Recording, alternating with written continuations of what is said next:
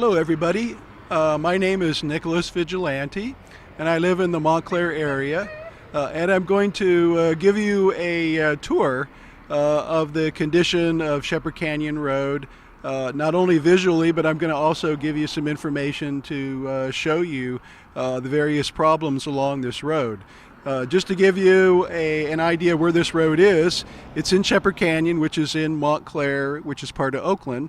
And this road is used by probably about 3,000 to 4,000 people to go to and from their homes on a daily basis. And as you can see, we're here at a fire station, which is about 50 feet from the roadway, which is in really deplorable shape. And these firefighters here are the ones that we depend upon to respond to fires and other emergencies here in the neighborhood. And if this road fails, it's going to adversely affect their ability to be able to do that.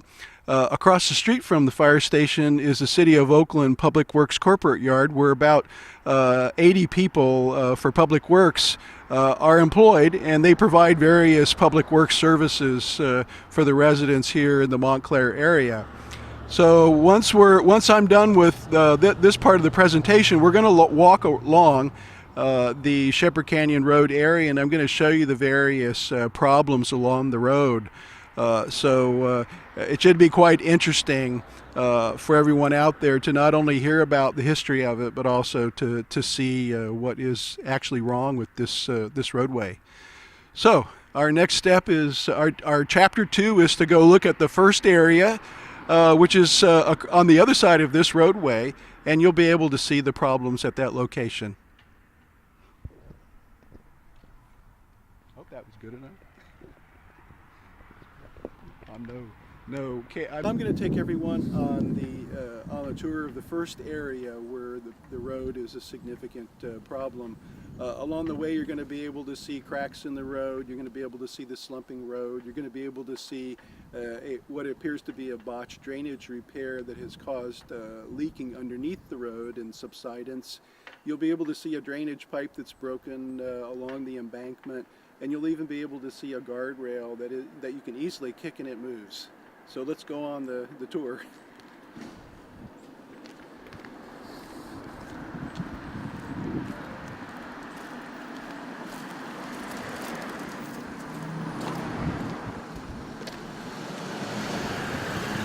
There's some minor stuff, but that's probably the least that we have to worry about here. But I just want to point it out that this is the least we have to worry about.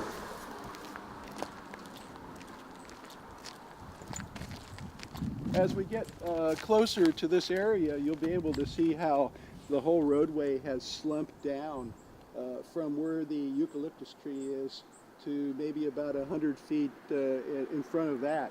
You can see two very large cracks, and you can also see what appears to have been a change in the pavement, which is where a drainage repair project was conducted maybe about 10 years ago.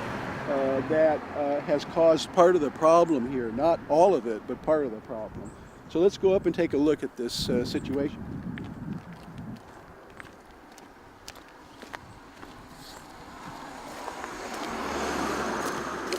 The first thing that folks should notice is the drainage pipe here. This pipe used to be a lot longer, so it would throw the water farther away from the embankment, and that piece of pipe broke off, as you can see it down there, right in front of the eucalyptus tree. And you can also see where there's been some land movement, a lot of slumping in this area. You can also see where the water goes across this area from the road. So not only do you have water here at the pipe, but you also have water that's coming down the roadway, going off the roadway, adding to the erosion along the road. And you have to watch out for cars when you're walking around here, because you can easily get hurt. Across the street is the inlet that takes water from the parking lot that serves the Public Works corporate yard here. So a lot of water is coming down here and being deposited right next to the road that's causing this road to slump downward. So let's take a look at the guardrail. As you can see, it moves pretty easily. And I'm not, this has actually been improved. Somebody did some work on it. So But I'll show you a couple of other spots where it's not so great.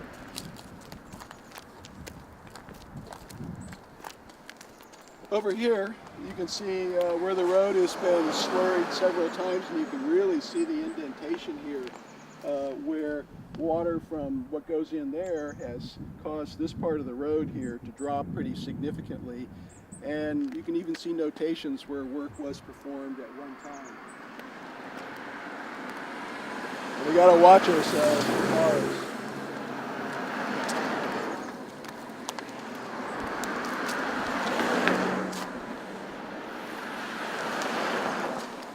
And again, look at that. I'm only about 180 pounds, and I can easily move this guy. Now we're going to look at something that is actually historical here. This is what you would call a retaining wall, but it's from the early 1900s, and that's pretty much how they did them back then. And you can see where a lot of the soil has been removed from the side of this part of the retaining wall.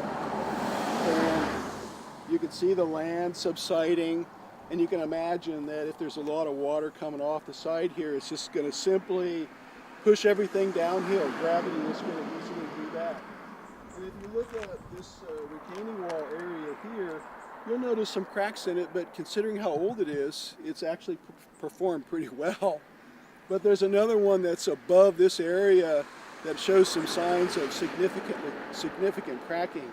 And also, if you look down below, you can see a lot of dead vegetation here. So, you know, this could be a place where a fire could start, which wouldn't help things, especially if there's a fire going on in the neighborhood and embers get in here while people are trying to evacuate. There could be a fire here as well as above, too. So let's go down this way.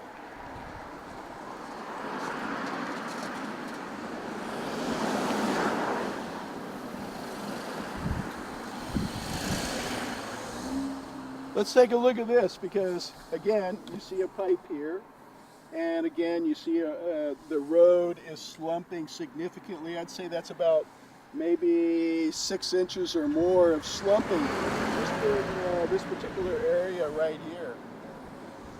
So, pretty bad shape if you ask me. This area in front had to be repaved about a year and a half ago because it had slumped so badly that some cars were bottoming out at this particular point. And it was a very significant traffic hazard because of the bottoming out. People were moving into the other outbound lane, and there were a lot of near misses from what neighbors told me. Again, we have the guardrail. It easily moves, and you can see how it shakes. And you can even see over here how none of these posts are in concrete. They're all in the ground, and some of these posts are probably 30 years old.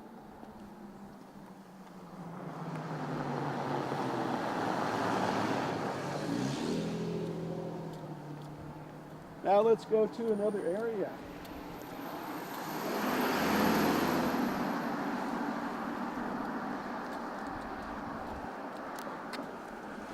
I think this is pretty self-explanatory.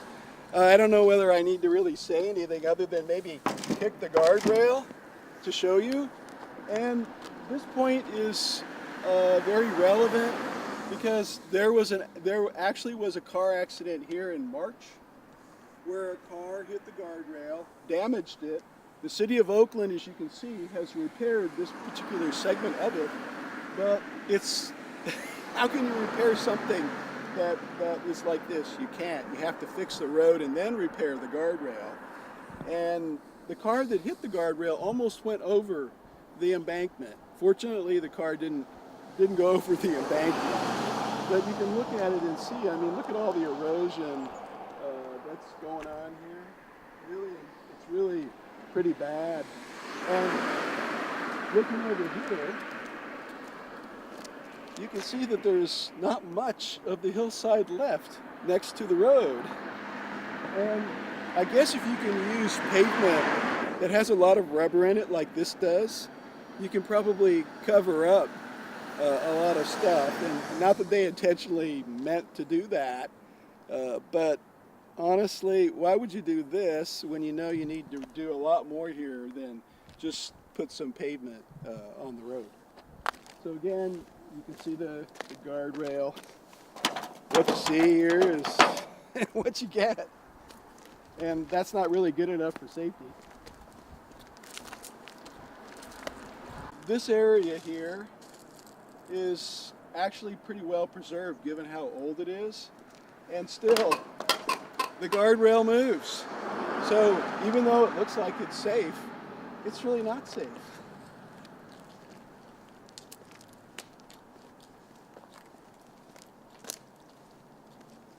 Oh, and just to give you an indication, for those of you who are concerned about fire safety, look at the cigarette here.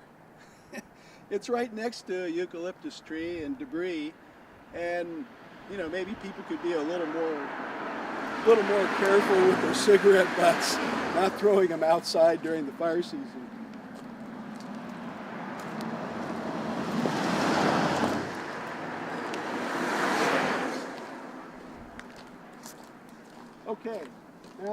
Okay, now we're coming up to another area where the embankment is very close to the roadway. You can clearly see slumping in parallel sequence here. You can see where the embankment is losing itself and going downhill due to gravity. And I guess that city workers think it's okay to throw the trash from the guardrail when they repair it, like they did over here, down into the hillside, a piece of wood, which shouldn't have been there. It should be disposed of correctly. And again, you see all this vegetation here. All someone has to do is throw their cigarette in there, and this could be a fire. So if you look over to the right, you'll see the roadway kind of curves along this way. And this is part of an old retaining wall system that helps keep this edge of the roadway from migrating downhill. And you can clearly see a drainage pipe below that, down there, where water from some point above us is going downhill. And it goes right in the middle of this roadway here. And it's an old pipe. It's an old metal steel pipe that's rusty. And who knows, you know, it could be leaking underneath this road. It could contribute to that. Also, I want to point out something as we look back towards here. If we look on this hillside above the road, we can see a lot of trees which are exposed. The root systems are exposed all along this way. And it's not unusual for trees and branches on this part of the road to fall due to the hillside. So it presents another problem too of tree falling and blocking the road during the rain season, or even maybe during a fire it could happen too. It's not unusual.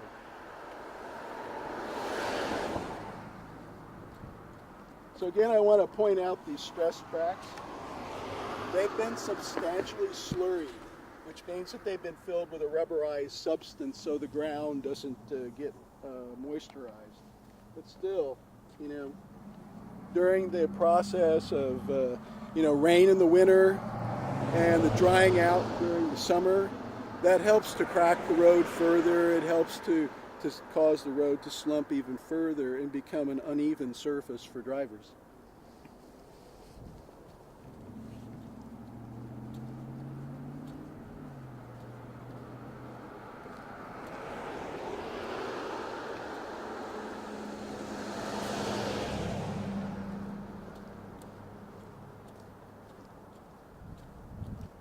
Here we have a traffic light. This traffic light is supposed to alert people to the fire station that's probably about, 500 feet away going on the eastbound lane. They put it in the right place, obviously. It's right here. And this appears to be a pretty sound area of the roadway. Let's see what the guardrail tells us. Guardrail's not even good here.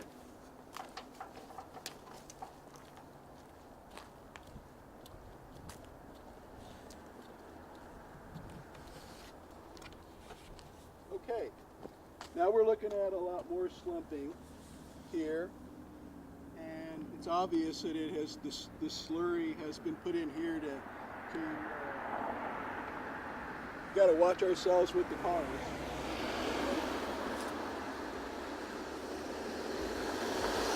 And this is an indication that the roadway has cracked probably 4 or 5 inches. And if you look at the amount of slurry that's in these cracks, this is not what the slurry is designed to do. It's not designed to fill cracks this large. What's the way to fix this is to fix the what's underneath the road, the structure of the road, so that the pavement doesn't crack, and that requires work with the embankments to prevent the embankments from allowing the road to slide downhill. Simple enough, although I'm not a geotech engineer. Here we have even more subsidence cracking in the roadway. It's clear that even with all the slurry that they're putting in here, it just continues to sink down underneath the foundation of the road. There's something going on here, and quite frankly, I'm not an engineer, so I don't know. Put your foot inside to see the size of that. And I'm about 9-inch foot. So that gives you a perspective about the crack. And again, if you look at this gap here, you know, between one side of the road and the other, there's something happening beneath this road, and it's related to the embankment, and it's also related to the foundation of the road. And what's here? You can see that nature's telling us something here.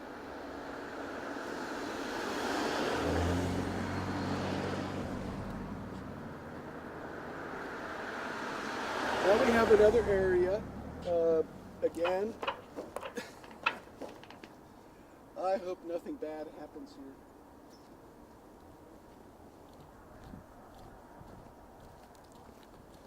Now, how many roads are, for those that don't know, how many roads are helping people, get up the hills other than this one? You have this one, we have Snake, which is also closed. Yes, there are actually 16 roads in the Oakland Hills that were damaged in 2017. Most of them were damaged due to the rainstorms. And Snake was damaged in December of 2017 because of a fire that started there and burnt the retaining wall. Wood pieces in the road subsided next to the retaining wall. So, and you've got 14 other roads, of course, that are small feeder roads. Usually most of them are in areas where there are embankments like this, and water causes erosion. And if the roads don't have a sound foundation, then you have situations like this along Shepherd Canyon that occur. The three that I'm most concerned about are Shepherd Canyon, Snake Road, and Thornhill Drive, because those are major arterials that residents use on a daily basis to get to and from their homes, and fire and police support use those roads as well for calls for service. So if you have those 3 roads, which are lifelines for evacuation, and they're not safe or they're dangerous, you can have choke points. For example, me standing in the road here could cause a choke point, and people wouldn't, if I was hit, people wouldn't be able to get to and from their homes. And so therein lies the problem. We need to make sure that these roadways are passable. And not just passable, but passable in a decent condition, because when you evacuate, people are going to be really scared, and they're not going to be driving with their best behavior. And so we want to make sure that these roads are passable during a disaster, and that we don't have a choke point, because we had that happen in the 91 firestorm at Charing Cross Road, where cars were blocked and several people died there because they couldn't escape the fire. We also had the same thing in Paradise just last week, where the road became impassable, and people could not go anywhere in their cars, so they had to get out of their cars and run to escape the fire. And we want to try to reduce that here in Oakland. Oakland Hills by getting this road fixed so it's passable. And think about the fact that all the people are evacuating during a disaster on those three arterials in Montclair, and at the same time, how are the first responders going to get in here to help us? That's a real big question. I certainly think that the folks that are in charge of emergency response should be thinking about an evacuation plan for the Oakland Hills because the city doesn't really have one right now. And residents are asking that question now because of the fires that have been happening in California for the last 2 years. And that's going to be something that we're going to have to contend with in the future as well.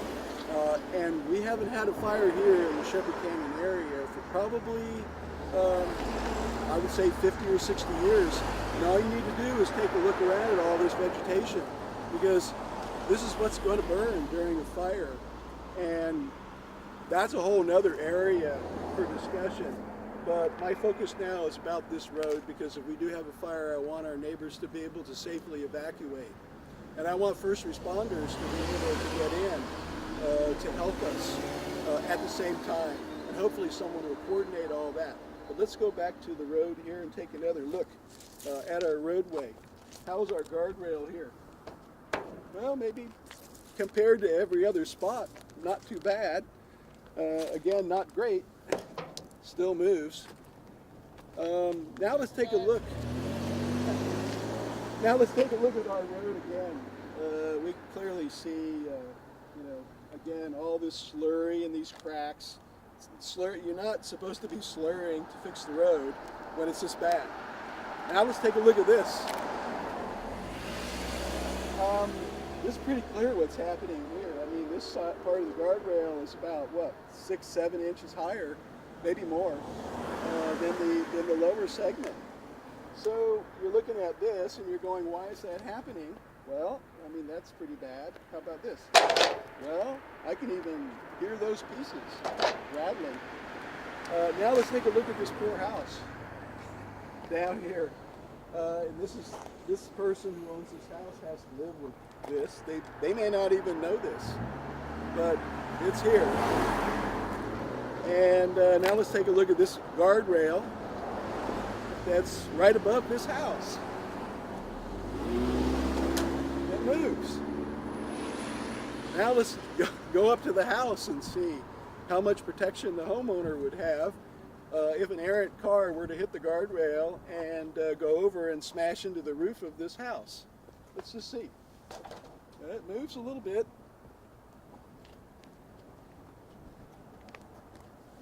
Oh, I bet this homeowner, if they do this, they wouldn't be too happy. Not most people won't go around kicking a guardrail like me.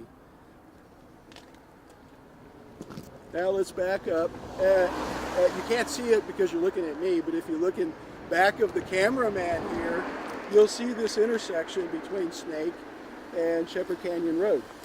And during a disaster, you're going to have people coming from the uphill portion of Snake, doing the curve here. And at the same time, you're going to have people coming out at Shepherd Canyon Road, which is over here to my right. And again, we have this guardrail here that's supposed to provide some protection. That's not too bad compared to the rest of it. But you can clearly see that these posts are crooked. And in some places the guardrail moves quite substantially. As a homeowner here, I would be pretty concerned about that.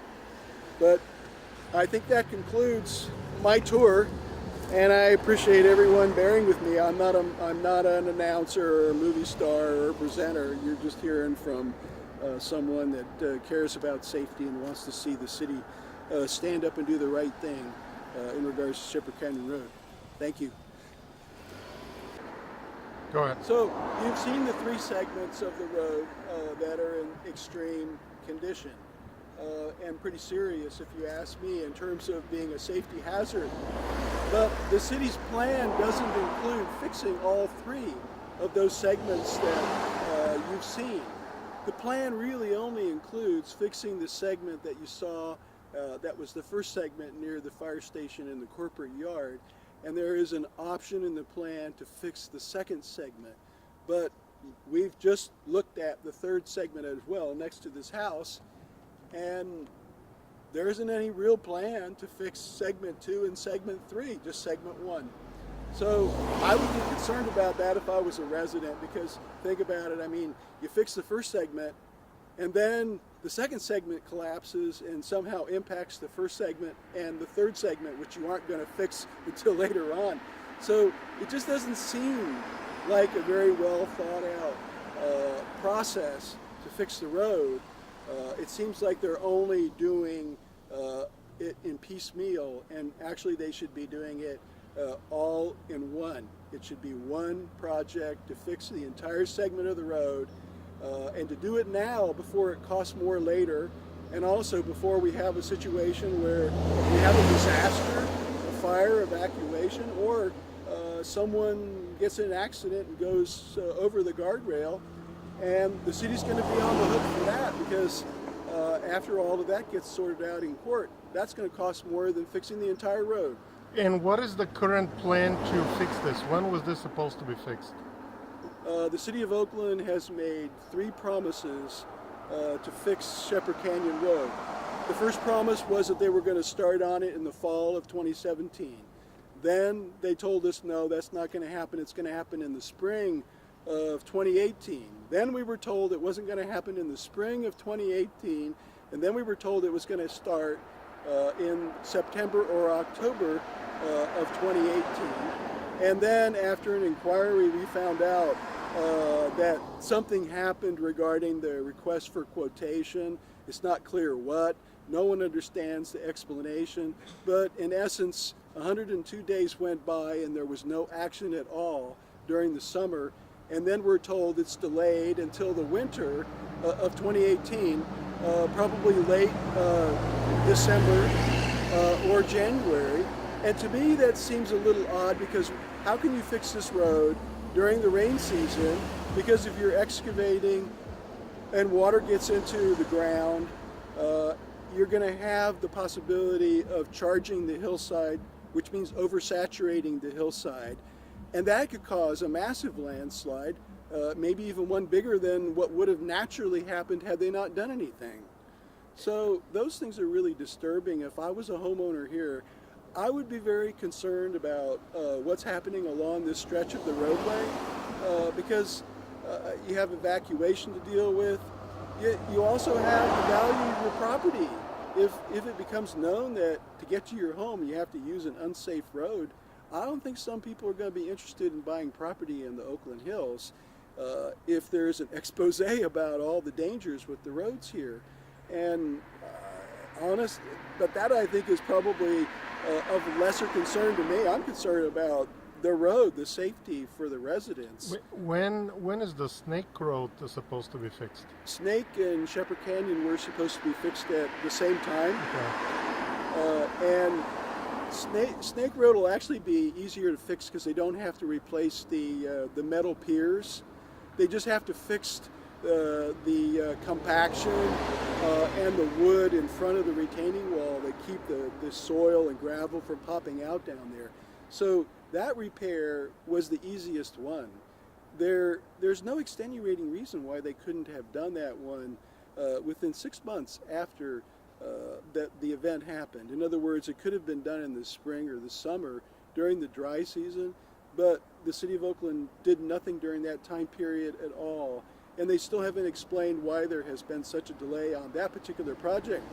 What we're looking at here at Shepherd Canyon Road is a very substantial engineering project that will probably cost the city of Oakland millions of dollars, but it's money well invested in Oakland and making Oakland a more desirable and safer place to live. And I just don't understand why city leaders don't get it. I've asked them to come here, drive the road, experience the roller coaster effect of going on this particular lane eastbound, just so they can see and experience this roadway. Because I don't think you have to look at all the pictures. I think really the simple test is just simply driving the road, because that's enough to convince even an average person that doesn't know all the details. Thank you.